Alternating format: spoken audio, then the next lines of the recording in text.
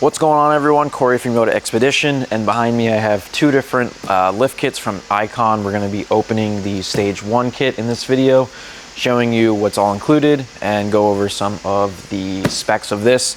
If you're interested in either the Stage 1 or Stage 3, which we will be unboxing in a different video, you can grab both of these at Yoda Expedition. There's a link down below in the description. So let's go ahead and get this thing open and see what's all included.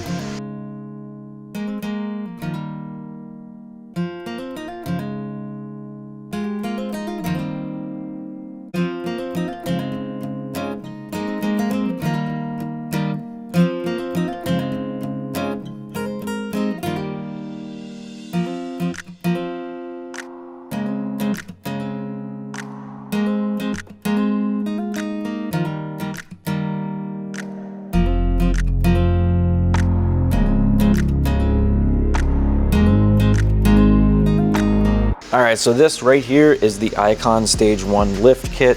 You have your rear shocks here, your rear springs, and your pair of front coilovers. Going over the part numbers that make up this kit, we have the rear shocks, which is 56505, the rear springs, which is 52700, and then our front coilovers here is 58646. All right, so let's take a quick closer look at the coilover. This is a 2.5 inch shock housing with a 7/8 piston in there. So this is a really beefy setup that is going to perform well both on and off road.